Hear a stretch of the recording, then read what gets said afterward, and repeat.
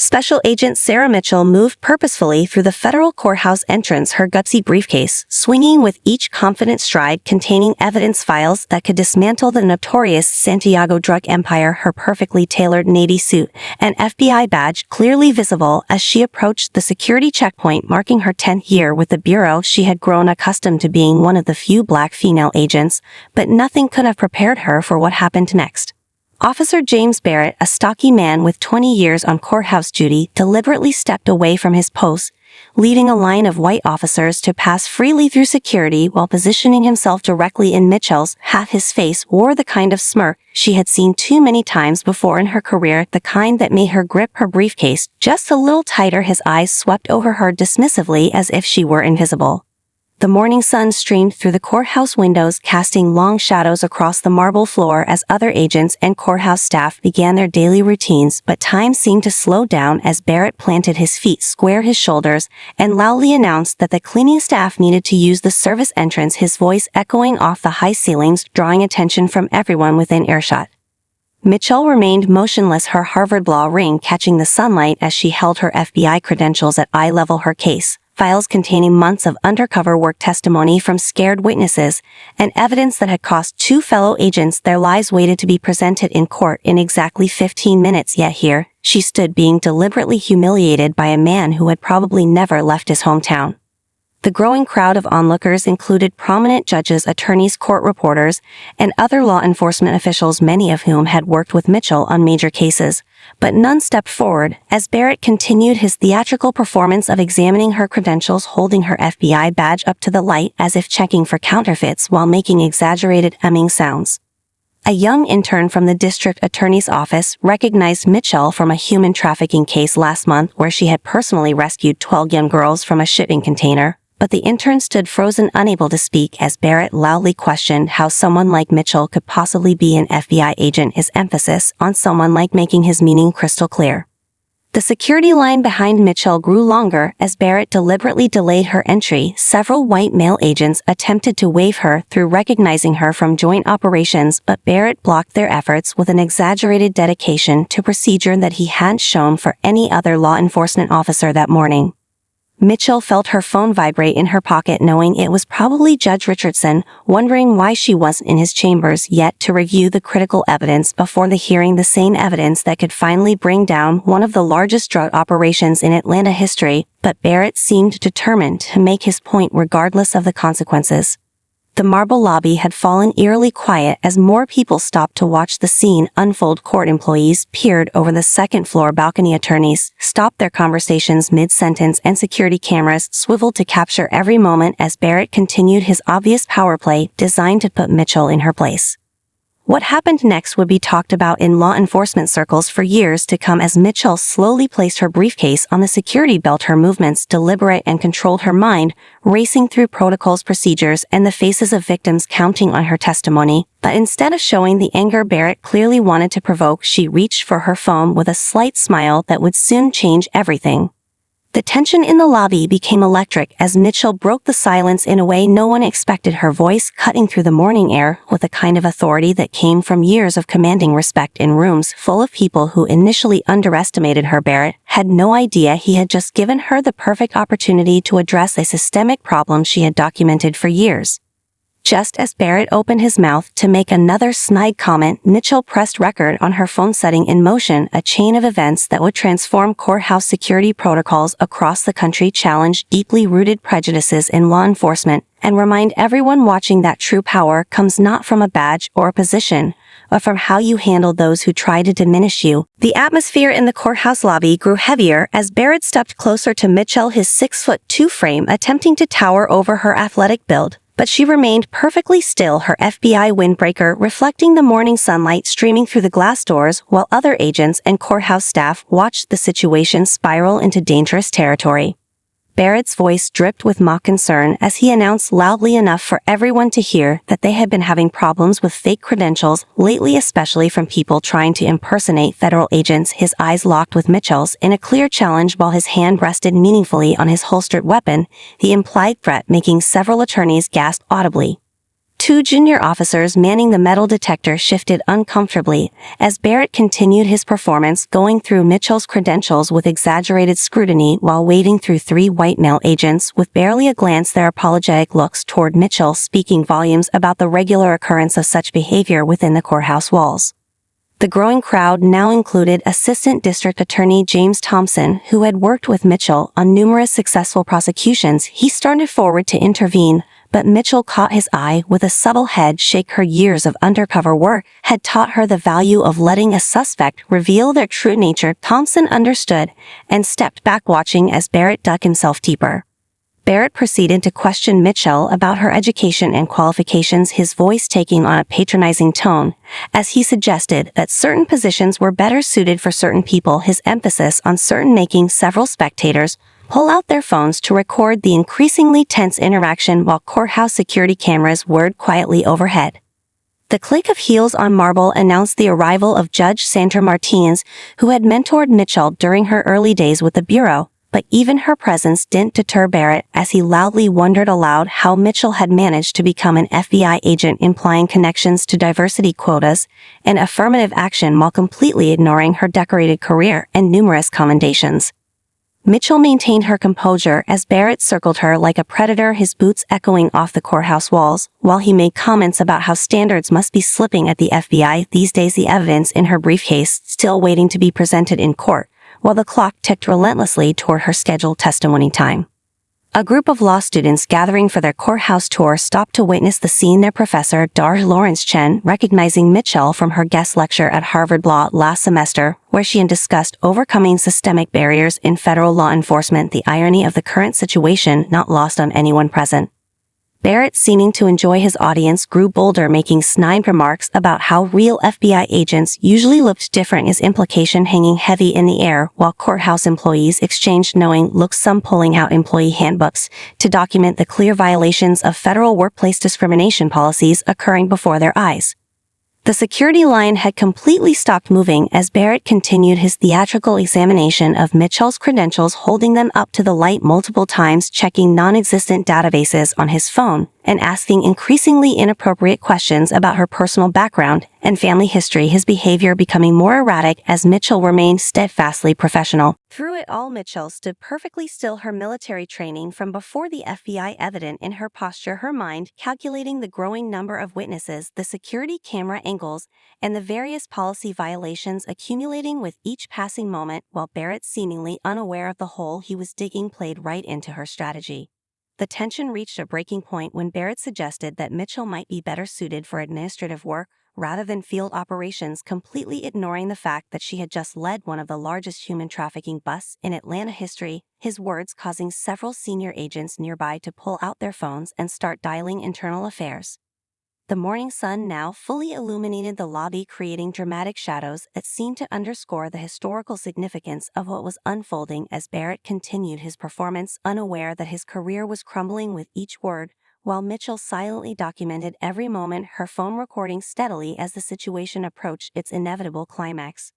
A whisper rippled through the crowd as FBI Assistant Director Caroline Walsh stepped off the elevator, her presence immediately commanding attention, but even this did not deter Barrett, who had become so engrossed in his power play that he failed to notice the gathering storm of consequences about to break over his head. Special Agent Sarah Mitchell activated her phone's live stream feature, connecting directly to the FBI internal server, her movements deliberate and precise as she positioned herself to ensure optimal recording angles, while Barrett continued his discriminatory display, unaware that over 300 FBI agents across the country were now watching his behavior in real time.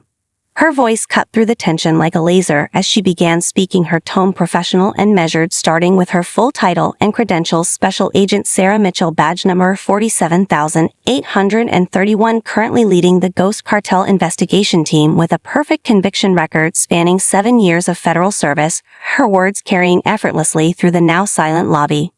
The gathered crowd grew still as Mitchell continued her introduction, including her graduation as valedictorian from Harvard Law School, speaking 4 languages, fluently completing 3 successful deep cover operations, and receiving the FBI Director's Award for Excellence in Investigation twice. For accomplishments falling like hammer blows in the quiet space, while Barrett's smug expression began to waver.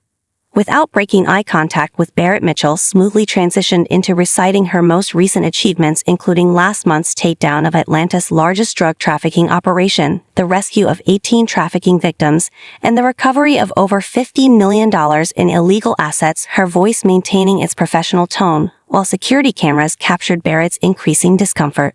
Several senior agents who had worked with Mitchell stepped forward, forming a loose semicircle behind her, their presence a silent testament to her reputation. As Barrett started to realize the magnitude of his mistake, his hand dropping away from his weapon as Mitchell detailed her role in training new FBI recruits in advanced interrogation techniques. The livestream counter ticked upward as more FBI personnel tuned in, Mitchell continuing her measured recitation of achievements, including her recent appointment to lead a specialized task force on organized crime, her credentials now being witnessed by hundreds of law enforcement professionals across the country, while Barrett shifted nervously from foot to foot. Mitchell smoothly transitioned to discussing her military background as a former Marine Corps intelligence officer, her combat experience in 3 war zones, and her Silver Star for valor under fire, the weight of her accomplishments making Barrett look increasingly small as courthouse employees pulled out their phones to capture what was quickly becoming a viral moment. Without missing a beat, Mitchell began citing relevant federal statutes regarding discrimination and obstruction of justice, her law degree evident in her precise legal terminology, while Barrett attempted to interrupt only to be silenced by her raised hand, the power dynamic completely reversed as she continued her systematic dismantling of his authority. The morning sun now illuminated Mitchell like a spotlight as she moved on to describing her current caseload, including pending investigations into corruption within law enforcement agencies, her meaning crystal clear, as Barrett began to understand the full implications of his actions and their potential consequences for his career. Assistant Director Walsh nodded approvingly as Mitchell smoothly incorporated details of the FBI's zero-tolerance policy for discrimination, her words simultaneously educating the gathered crowd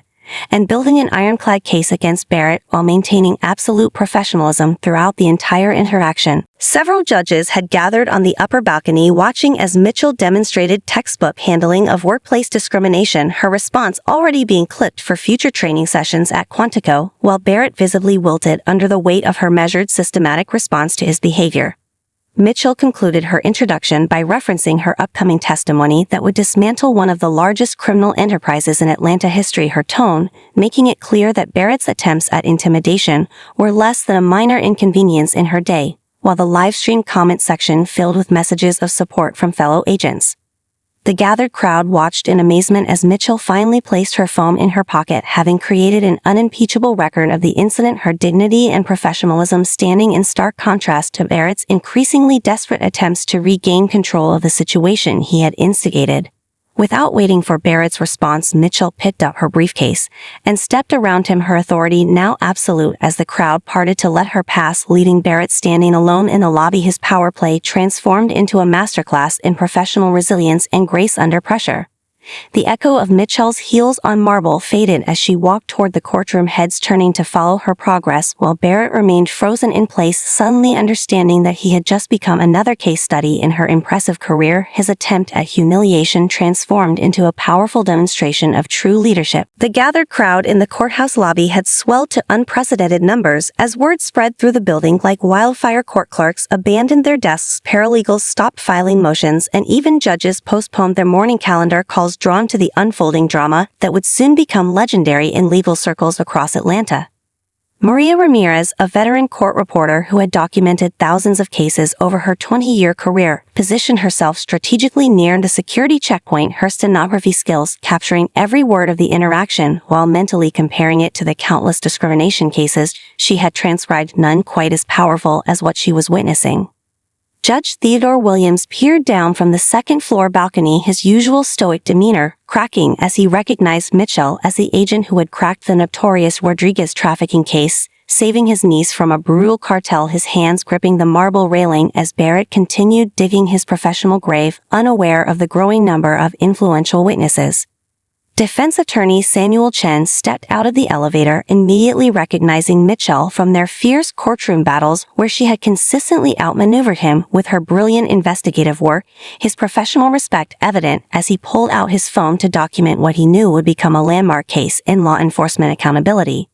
The young clerk Sarah Thompson trembled slightly as she whispered to her colleague about the time Mitchell had personally rescued her sister from a shipping container bound for overseas, her voice carrying just enough for those nearby to hear, adding another layer to the growing testament of Mitchell's impact on the community, while Barrett remained oblivious to the weight of history pressing down on him. Assistant District Attorney Rachel Goldman, who had worked with Mitchell on numerous successful prosecutions, stood with her arms crossed, her face reflecting the growing anger of the crowd as she mentally cataloged each violation of federal law Barrett was committing, her litigation experience telling her this incident would have far-reaching consequences. Court Security Officer James Rodriguez, usually stationed at the far entrance, had made his way closer, his body camera recording everything as he remembered how Mitchell had protected his daughter during a witness protection case last summer, his presence adding another layer of official documentation to the unfolding scene.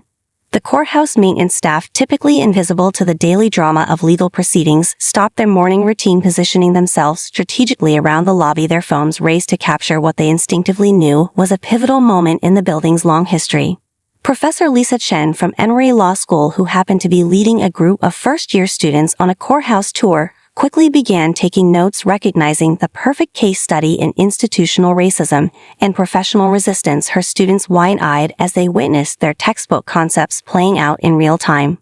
Retired Judge Marion Foster, who still came to the courthouse most mornings to maintain connections with her legal family, stood absolutely still, her decades of experience allowing her to recognize the significance of this moment as she watched Mitchell transform an act of discrimination into a masterclass in professional power dynamics. The courthouse security cameras continued their silent vigil, multiple angles capturing every detail as more people crowded the balconies above, their collective presence turning the marble lobby into an impromptu amphitheater for what was quickly becoming a defining moment in the building's storied history. FBI agent Marcus Rodriguez, Mitchell's partner in numerous successful operations, had arrived, quietly positioning himself near the exit, his tactical training evident in how he documented the scene, while simultaneously monitoring the growing crowd, ensuring the situation remained under control. Local news reporter Diana Chen, who had been covering a routine hearing upstairs, caught wind of the situation, rushing down with her cameraman in tow, her journalistic instincts telling her this was more than just another courthouse incident as she observed the growing number of legal heavyweights gathering to witness the scene. The lobby had fallen into an expectant hush as more people arrived, drawn by text messages and whispered words, each new arrival adding another layer of legitimacy to the unfolding drama, while Barrett, increasingly isolated, continued his performance, unaware that his audience had become a witness pool. Court officer Jessica Martinez, who had often worked security detail with Barrett, watched from her post, her face showing the internal conflict of someone who had seen similar incidents before, but had never had the courage to report them, her silence now breaking as she pulled out her phone to record what she could no longer ignore. Courthouse Chief of Security James Rodriguez burst through the crowd, his commanding presence parting the sea of spectators like a thunderbolt, his face ashen with recognition as he spotted Mitchell, the agent who had worked tirelessly to protect his daughter Maria during a high-profile witness protection case that had saved her life 6 months ago. The marble lobby fell completely silent as Rodriguez approached, his 25 years of courthouse experience evident in every deliberate step, his gold badge catching the morning light as he moved toward Barrett, who had finally begun to sense the shift in power, his previously smug expression dissolving into uncertainty as his superior officer drew near. Rodriguez stopped precisely 3 feet from Barrett, his military bearing a stark contrast to his subordinate's increasingly nervous stance, his eyes scanning the scene, taking in Mitchell's composed demeanor, the recording phones, the gathered crowd, and the security cameras before speaking in a voice that carried to every corner of the now hushed lobby. The weight of authority in Rodriguez's voice was unmistakable as he addressed Barrett, using his full name and badge number, ensuring every detail would be recorded properly, his words measured and clear as he began questioning his officer about the proper protocols for screening federal agents, a procedure Barrett had followed perfectly for every white agent that morning.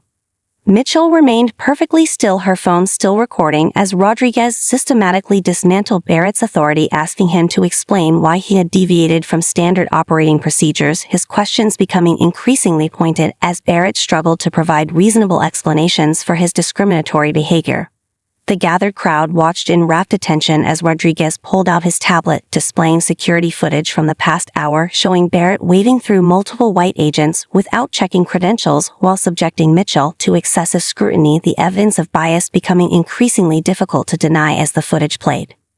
Barrett attempted to interject with excuses about following special protocols, but Rodriguez cut him off with a raised hand, his voice carrying the weight of 2.5 decades of courthouse security experience as he recited the exact procedures. Barrett had violated, his words falling like hammer blows in the silent lobby. The morning sun now streamed fully through the courthouse windows, illuminating the scene like a spotlight as Rodriguez continued his methodical dismantling of Barrett's actions, citing specific regulations, policies, and procedures that had been ignored. His knowledge of courthouse security protocols leaving no room for Barrett's weak explanations. Assistant Director Walsh, who had been observing quietly, stepped forward, her FBI credentials catching the light as she introduced herself to Rodriguez, their professional courtesy, a stark contrast to Barrett's earlier behavior as they began discussing the immediate steps needed to address the situation. Mitchell maintained her composure as Rodriguez officially apologized for her treatment, but she politely redirected the conversation toward proper procedures for filing a formal complaint, her legal training evident as she cited specific policies ensuring everything would be documented according to protocol. The crowd watched as Barrett seemed to physically shrink, his previous authority evaporating under the combined pressure of his superior officer, the FBI Assistant Director, and the agent he had attempted to humiliate, his face growing increasingly pale as he realized the full implications of his actions.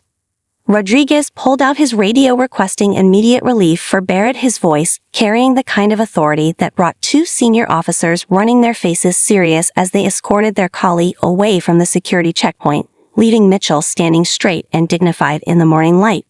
The gathered spectators began murmuring as Rodriguez officially welcomed Mitchell to the courthouse, apologizing again for the incident while simultaneously praising her professional handling of the situation, his words carrying the weight of genuine respect earned through years of service. Mitchell gracefully accepted the apology, but remained focused on following proper procedures, requesting the necessary forms for filing an official complaint, her determination to address the systemic issues evident in her measured response to the situation. The morning sun had risen fully, now casting long shadows across the marble floor as Rodriguez personally escorted Mitchell through security, the gathered crowd parting respectfully as they passed their movement, marking the official end of one chapter and the beginning of another in courthouse history. Barrett watched from the side, his career literally crumbling before his eyes as Mitchell and Rodriguez disappeared down the corridor toward the courtrooms, leaving behind a lobby full of witnesses, phones, documentation, and security footage that would ensure this incident would never be forgotten or repeated. The internal affairs investigation launched with unprecedented speed as Detective Maria Santos sat in her basement office reviewing hours of security footage, her trained eye-catching patterns in Barrett's behavior that stretched back months, revealing a disturbing timeline of discriminatory actions that had gone unreported and unchecked. The evidence mounted steadily on Santos' desk as she methodically compiled incident reports, witness statements, and security logs for investigation, revealing that Barrett had systematically targeted minority law enforcement officers, creating a hostile environment that many had simply endured rather than risk their careers by speaking up.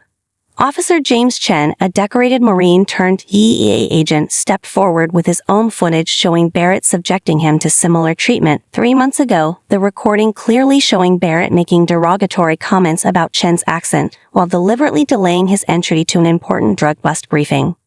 Lieutenant Sarah Rodriguez from the Atlanta SWAT team provided her bodycam footage showing Barrett questioning her authority during a courthouse lockdown. Despite her clear commanding position, her testimony adding another layer to the growing mountain of evidence against the discriminatory officer. Santos discovered Barrett's social media history, revealing connections to several white supremacist groups, his online posts showing a pattern of racist ideology that had somehow slipped through background checks, his digital footprint painting a picture of deep-seated prejudice that had influenced his professional conduct. The investigation expanded as more officers came forward. Assistant District Attorney James Thompson providing security footage from 6 different cases where Barrett had deliberately obstructed minority officers from entering the courthouse, his pattern of behavior becoming impossible to ignore as the evidence continued to accumulate. Detective Santos compiled data showing that Barrett had conducted extended security checks on 87% of minority law enforcement officers, while only stopping less than 5% of white officers, the statistics revealing an undeniable pattern of discriminatory behavior that had persisted for years. The investigation uncovered group text messages between Barrett and several other officers revealing casual racism and coordinated efforts to make minority officers feel unwelcome in the courthouse, their digital conversations providing concrete evidence of a broader cultural problem within the security team. Courthouse employees began sharing their own observations, describing how Barrett would regularly radio for additional verification when minority agents arrived while waving through white officers without question their testimonies, creating a comprehensive picture of systematic discrimination. Security camera footage from multiple angles showed Barrett consistently positioning himself to intercept minority officers, his body language and positioning revealing premeditated intent to intimidate and obstruct their movements through the security checkpoint. The investigation revealed that Barrett had filed unnecessary incident reports against minority officers for minimal or non-existent violations, while overlooking similar or more serious issues with white officers, his paper trail exposing a clear pattern of targeted harassment. Human resources files showed that 3 minority officers had requested transfers citing a hostile work environment, though none had specifically named Barrett. Their departure interviews now took on new significance in light of the current investigation.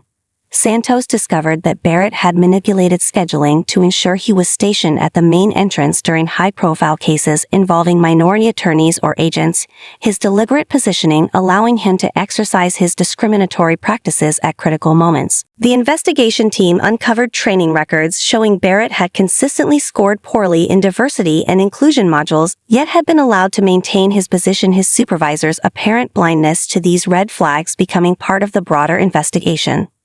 Email records revealed Barrett had attempted to establish an unofficial courthouse security association that subtly excluded minority officers, his digital communications exposing attempts to create segregated social and professional networks within the courthouse.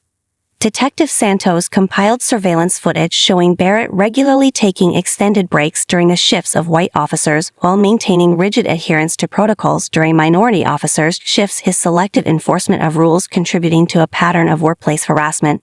The investigation revealed Barrett had created unofficial protocols requiring additional verification for minority officers' credentials while accepting minimal identification from white officers, his manufactured security concerns masking systematic discrimination.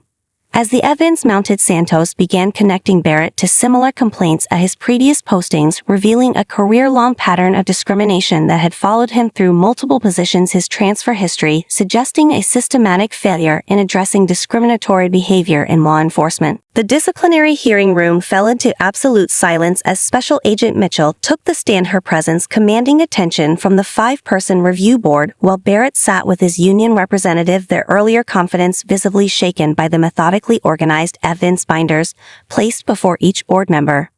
Mitchell began her testimony by playing a masterfully edited video compilation starting with her own incident but quickly expanding to show parallel footage of Barrett harassing other minority officers, the synchronized security camera angles, bodycam footage, and witness recordings creating an undeniable pattern of discrimination that left no room for excuses or justification. The review board leaned forward collectively as Mitchell presented statistical analysis showing that Barrett had stopped and extensively questioned 93% of minority law enforcement officers while conducting only minimal checks on white officers, the data visualizations clearly demonstrating the systematic nature of his discriminatory behavior. Witness after witness appeared on screen in recorded testimonies, their faces and voices painting a picture of sustained harassment that had gone unchallenged for years, their stories ranging from subtle discrimination to overt hostility, each account adding another layer to the case against Barrett, who seemed to shrink further into his chair with each passing minute.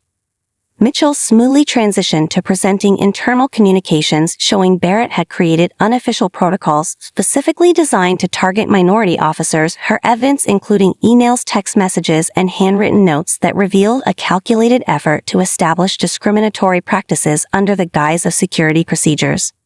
The board members exchanged concerned glances as Mitchell introduced personnel transfer requests from minority officers who had sought reassignment from the courthouse. Their departure interviews, now contextualized by the broader pattern of harassment, their silent exits representing countless careers impacted by systemic discrimination.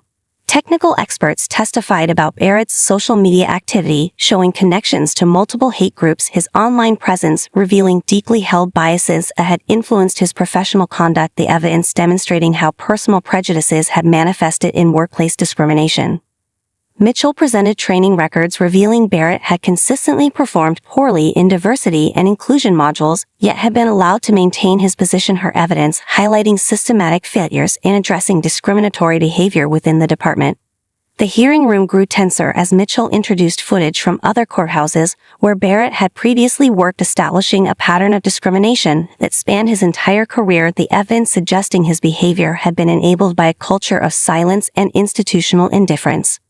Barrett shifted uncomfortably as Mitchell presented testimonies from judicial officers, attorneys, and court staff who had witnessed his discriminatory behavior over years, their collective accounts creating a comprehensive picture of how one officer's prejudice had impacted the entire justice system. The review board took extensive notes as Mitchell outlined the broader implications of Barrett's actions, demonstrating how his behavior had compromised courthouse security by creating arbitrary and discriminatory screening procedures that ignored actual security protocols in favor of personal bias.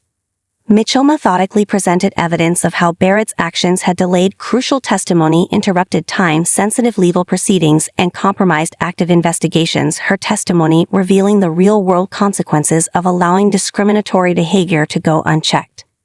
The union representative appeared increasingly uncomfortable as Mitchell introduced documentation showing how Barrett had attempted to create informal alliances within the courthouse security team, specifically excluding minority officers, her evidence revealing attempts to institutionalize discriminatory practices. Mitchell concluded her presentation with a powerful montage of minority law enforcement officers discussing their achievements, credentials, and contributions to public safety, their professional accomplishments standing in stark contrast to Barrett's prejudiced treatment of them. The hearing room remained silent as Mitchell delivered her final statement, focusing not on personal grievance, but on the responsibility of law enforcement to maintain the highest standards of professional conduct, her words carrying the weight of every officer who had endured similar discrimination. Barrett sat motionless as Mitchell presented recommendations for systematic changes in courthouse security protocols, her suggestions aimed at preventing future discrimination while ensuring efficient and respectful treatment of all law enforcement personnel. The board members exchanged significant looks as Mitchell outlined specific policy changes needed to address systemic bias in security procedures, her practical solutions demonstrating a commitment to improving the system rather than seeking mere punishment. Mitchell concluded by presenting letters of support from various law enforcement agencies, praising her handling of the situation and endorsing her proposed changes, her evidence package, leaving no doubt about the necessity of immediate and decisive action. The courthouse buzzed with unprecedented activity as construction crews installed new security cameras implementing the Mitchell Protocol, advanced facial recognition systems, and standardized screening procedures, replacing the old subjective system that had allowed personal bias to influence security operations. News crews gathered outside the courthouse steps as Mitchell unveiled the new comprehensive training program developed in partnership with the FBI Civil Rights Division and the Department of Justice, her initiative quickly becoming a model for courthouses across the country as reports of similar discriminatory practices surfaced nationwide. Legal professionals from across the country filled the main conference room as Mitchell conducted the first training session, her presentation incorporating real case studies, body camera footage, and interactive scenarios designed to help security personnel recognize and eliminate unconscious bias in their daily operations. The newly established Courthouse Security Review Board held its inaugural meeting with Mitchell as the keynote speaker, her recommendations for systematic change being adopted by judicial districts throughout the southern states as awareness of the need for standardized screening procedures grew. Training officers from various law enforcement agencies gathered to learn the Mitchell Standards, a comprehensive set of guidelines ensuring equal treatment of all law enforcement personnel regardless of race, gender, or ethnicity, their enthusiasm for the new protocols reflecting a growing recognition of the need for change. Human resources departments nationwide began implementing new reporting systems based on Mitchell's recommendations, creating clear channels for addressing discrimination while protecting officers who came forward with complaints. Their procedures designed to prevent future incidents from going unreported. Technology companies specializing in security systems reached out to Mitchell seeking her input on developing artificial intelligence systems that could monitor security checkpoints for patterns of discriminatory behavior. Their innovation sparked by the recognition of systematic problems in traditional security operations. Law schools across the country incorporated the Barrett case into their civil rights curriculum using security footage and court documents to teach future lawyers about institutional discrimination and the importance of standing up against systemic bias in the justice system. The FBI Academy updated its training protocols to include Mitchell's handling of the Barrett incident as a case study in professional resistance to discrimination, her measured response becoming required viewing for new agents learning to address workplace harassment. Courthouse employees noticed immediate changes in the security screening process as the new standardized procedures eliminated subjective decision, making their daily observations, confirming the effectiveness of the Mitchell standards in creating a more equitable environment. Security officers underwent mandatory retraining focusing on implicit bias recognition and professional conduct, their sessions incorporating virtual reality scenarios based on actual incidents documented during the Barrett investigation.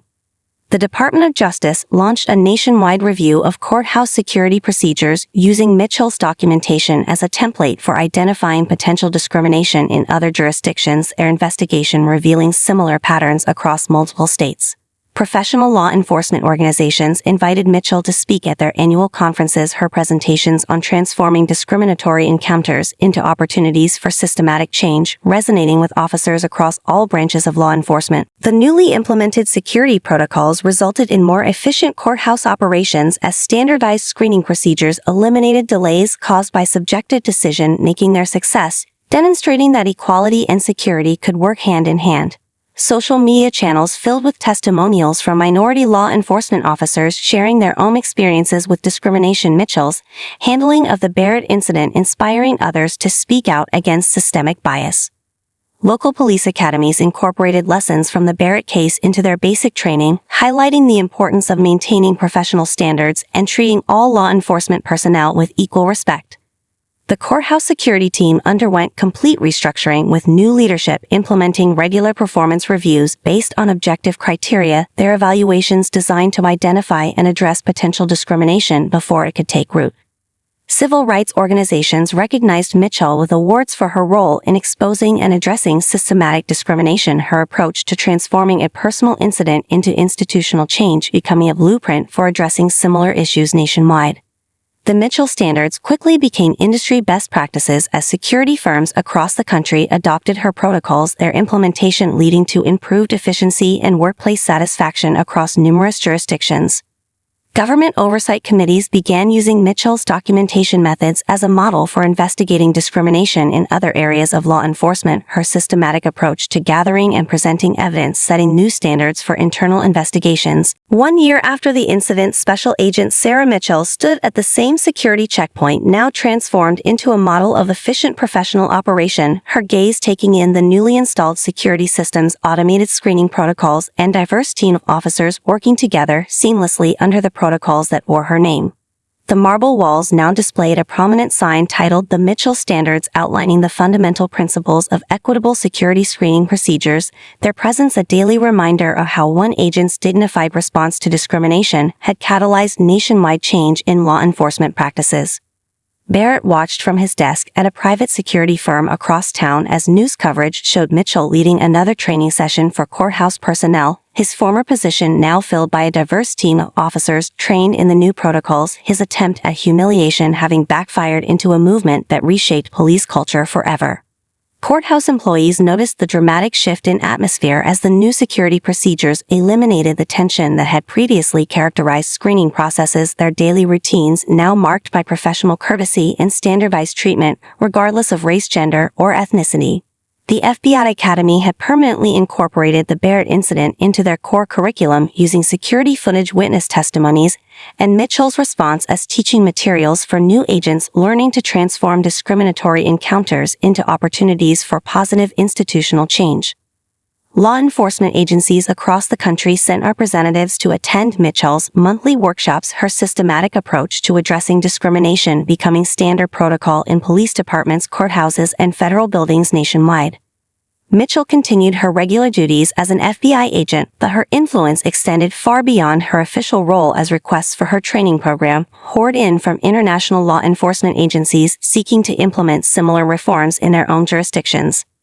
The courthouse security team now reflected the diversity of the community it served, their operations running smoothly under standardized procedures that eliminated subjective decision-making while maintaining rigorous security standards. Young officers fresh from the academy entered the courthouse knowing they would be held to the Mitchell standards, their training having prepared them for professional conduct that prioritized both security and equality.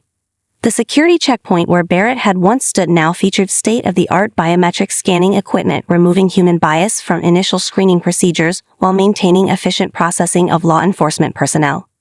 Mitchell occasionally caught glimpses of her reflection in the courthouse windows, remembering the morning that had started like any other but had ended in transforming security protocols across the nation, her composed response to discrimination having created lasting change. The annual Law Enforcement Conference held a special session dedicated to the Mitchell standards, with officers from across the country sharing how the new protocols had improved at working environments and enhanced cooperation between agencies. Courthouse veterans who had witnessed the original incident noted how the security team now operated like a well-oiled machine, their professional conduct and standardized procedures, creating an atmosphere of respect and efficiency. The Mitchell Protocol Training Center opened its doors in the courthouse basement, offering continuous education for security personnel and law enforcement officers. Its programs focused on maintaining the highest standards of professional conduct. International news outlets continued to cover the ripple effects of Mitchell's response to discrimination as similar incidents in other countries led to the adoption of her protocols, their implementation creating global standards for professional conduct in law enforcement. The courthouse chief of security proudly displayed statistics showing improved efficiency, reduced complaints, and enhanced security measures since implementing the Mitchell standards, their success proving that equality and security could work hand in hand. Mitchell maintained her quiet dignity as her name became synonymous with professional resistance to discrimination. Her handling of the Barrett incident studied by law enforcement agencies, civil rights organizations, and police academies worldwide. The security camera footage from that morning had been viewed by thousands of law enforcement officers, each watching how one agent's composed response to discrimination had initiated a revolution in police culture, their training now incorporating lessons learned from her example. Young FBI recruits entered service knowing they would be held to the Mitchell standards, their training emphasizing the importance of maintaining professional composure while addressing systemic discrimination. The courthouse lobby where it all began now served as a model for security checkpoints nationwide, its efficient operation and professional atmosphere standing as testament to how one moment of discrimination transformed into a movement for lasting change.